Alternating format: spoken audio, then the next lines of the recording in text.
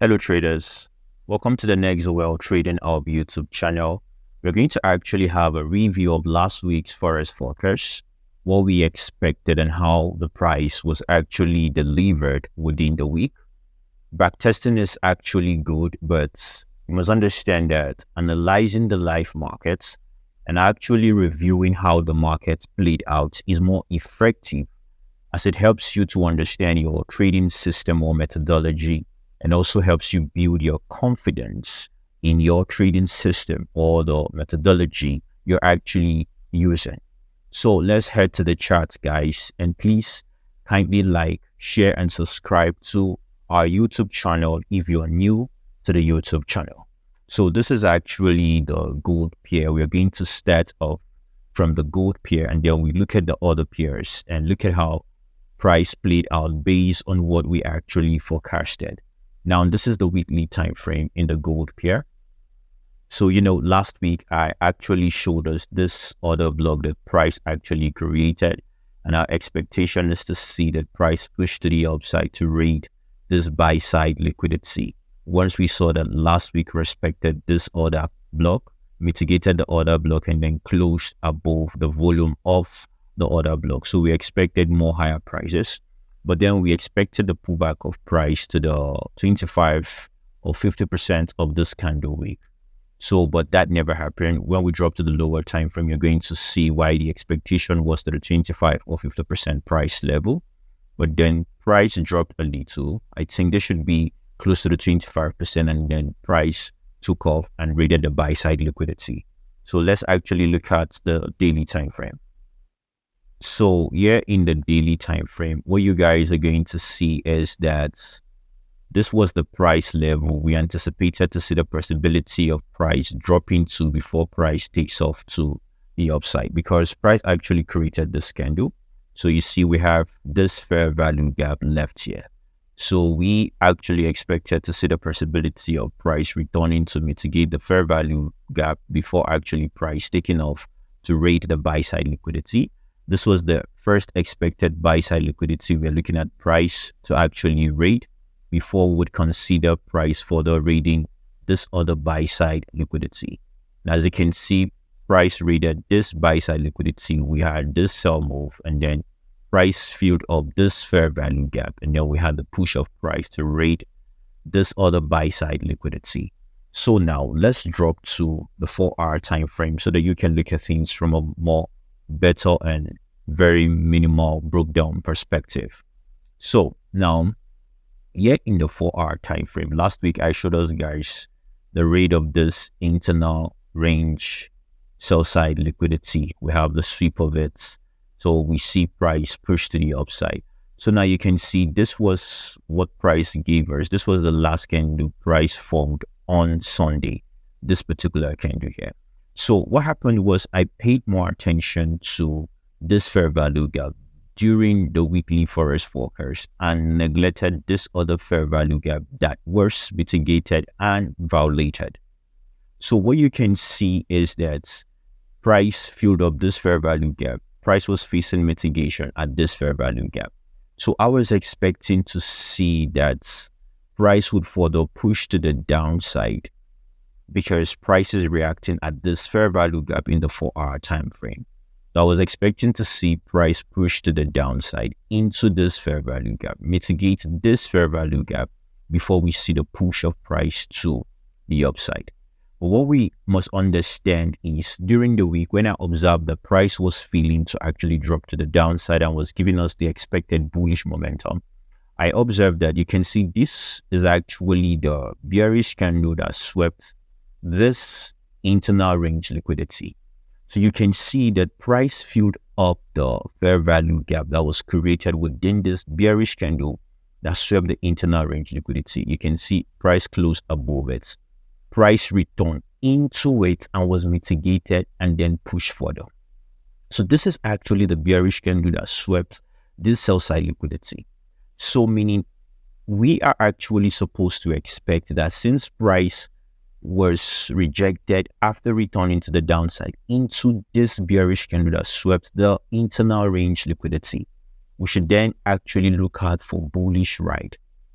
not to expect that price would drop further to this particular fair value gap. So you see why carrying out a live analysis and then observing how the trade or how the market plays out is actually very important. Back testing is good, but actually analyzing the market and looking at how price delivered itself in confidence to your analysis helps you to understand your trading system properly.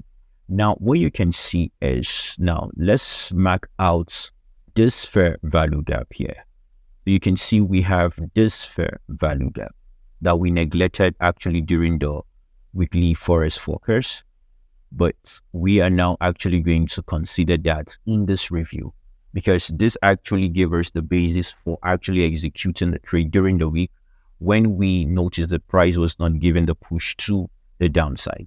Now you can see in the 4-hour time frame, price return mitigated the consequent encroachment of this fair value gap, and then you can see we have push of price to the downside. Now price went to the upside, filled up this fair value gap of this bearish candle that actually took out the internal range liquidity. Now what you can see is when price was reacting at this 4-hour time frame fair value gap that is above this other fair value gap that has been filled up, you can see we have a momentum bearish candle to the downside. But then price returned with a bullish candle and then violated this bearish momentum candle to the downside. You can see we have this couple of bullish rights to the upside, even though we're seeing rejection of price trying to push to the downside. But then price violated this sell candle and then gave us a bullish right to the upside. So now you can see price filled up this fair value gap, price returned, mitigated it again, and then price pushed to the upside. So that is why I would always stress this and tell you guys that price is actually fragile. There is structure in all time frames. So you must understand how to actually interpret this structure within all time frames. So what we now saw during the week was that now price started pulling to the downside, created this sell candle, but then we had this buy move to the upside. So what I now observed was now going to the 3-hour time frame. So in the 3-hour time frame, what you're going to see in the 3-hour time frame is that we do not have a fair value gap here within the fair value gap zone we marked out in the 4-hour time frame. But then you can see we have this fair value gap in the 4-hour time frame, and we're having it also in the 3-hour time frame. So now you can see that price returned into it, price mitigated it, and then price pushed to the upside. You see this fair value gap acted as resistance, but then price broke through it. Now it is now acting as a support. That's an inverse fair value gap. So we have this indecision candle, and then we had the bullish right to the upside. So since we saw that price filled up the fair value gap within the 3-hour time frame, the 4-hour fair value gap is not really valid because there is no confluence of the 4-hour fair value gap with that of the 3-hour fair value gap. But we have a confluence of this. So meaning this is actually the strong sponsorship zone to actually look out for, to actually establish more conviction that price should respect and push to the upside. And that was what happened, because price actually was rebooked by the fair value gap. Then price again was rebooked by the fair value gap as an inverse fair value gap. So meaning price is targeting this buy side liquidity. And then now we can see price pushed to the upside, took out the buy side liquidity. Now what you're now going to see is that price return into the inverse fair value gap here, because this becomes an inverse fair value gap. Because in the 4-hour time frame, we are having this as a fair value gap. So let's go to the 4-hour time frame so that you can look at something here. So now what you can see is in the 4-hour time frame, we have this as a fair value gap. Now price pushed to the upside. Price created an order block within this fair value gap. So this fair value gap is not an inverse fair value gap because it was filled up and price continued the movement to the upside. So you can see how it came back and rebooked price. So you can see price returned and was rebooked by the fair value gap that is now an inverse fair value gap in confluence with the order block within. So you can see price return into it, first mitigation, and then we had this sharp rejection to the upside where price took out this buy side liquidity. So we must actually be looking at how the market is actually playing out during the week. Should in case where the forecast we had during the week, price doesn't return to the zone, then you should look out for what price is actually narrating within the week, and then you actually utilize the narration of price, what price is narrating to you, and then you trade based on what you're seeing in the markets.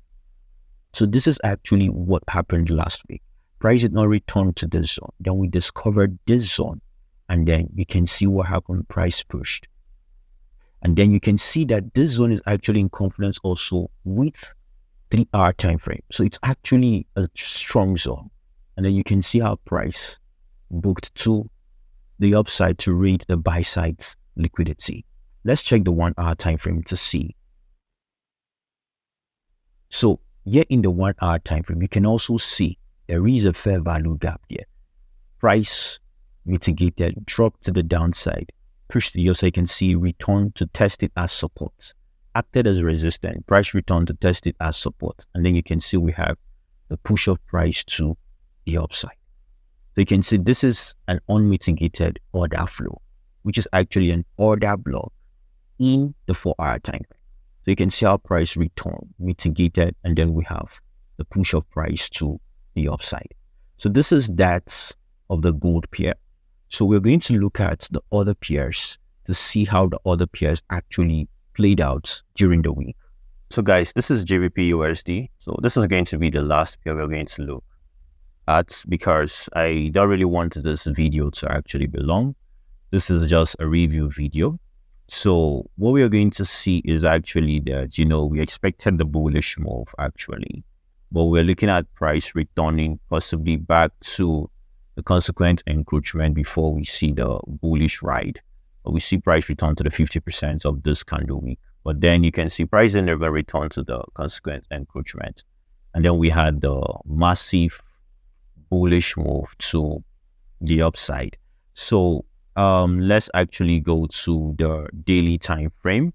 So here's actually the daily time frame. So I actually told us last week that we should really be careful about GBPUSD, because GBPUSD has not broken through this high point to give us a bullish bias, even though we are expecting a bullish bias based on the confluence we're establishing with the DXY and with the Euro USD, since they are positively correlated, the Euro USD and the GBPUSD.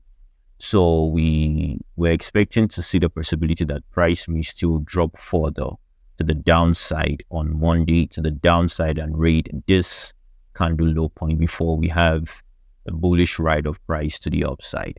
That is actually very visible in the 4-hour time frame. So let's go to the 4-hour time frame. So here in the 4-hour time frame, this was actually our expectation. You can see GBP was actually bearish, so we're very careful with the bullish, because we're expecting to see that price actually read this point here, because this would serve as a breaker once price violates this particular sponsorship candle. So we expected actually last week to see that price may return to the downside to face mitigation at this order block, since you see that this order block actually swept this low. So actually I was just trying to take the bearish push of price to the downside, and then I got raided. So before we had to just establish confluence with what we are actually expecting to see, a bullish move in the GBPUSD. So price took off, and now we can see that price took out this breaker, because this is now a breaker, and then you can see how price returned into it, mitigated it, and then price took off to the upside. So you see why I would always tell you guys, you can analyze the markets, but then you would also need to look at what price is actually delivering within the week.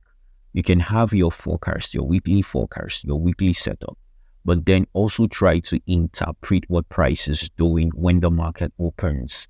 So now you can see we're actually facing that rejection at this order block. So I was trying to take a sell move, expecting that price will return to the downside, but that never happened.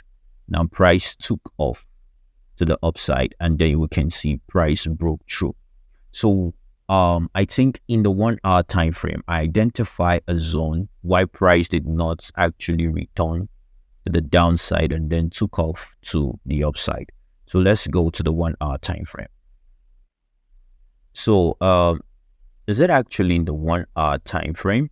Let's check the 2 hour time frame. So I think it should be within the 2 hour time frame. Yes. So this was what I actually identified in the 2 hour time frame. So we had this push of price swept this low.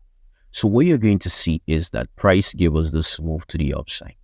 Now this is the fair value gap we have, the first fair value gap we have.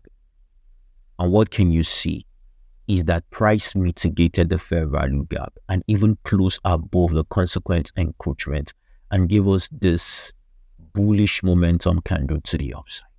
So there wasn't really a strong reason to still want to expect price to drop to the downside, because this fair value gap, you can also consider it as in confluence with this breaker block. And then you can see price mitigated and then took off. So you can see you actually need to be flexible with your analysis. Price is fragile.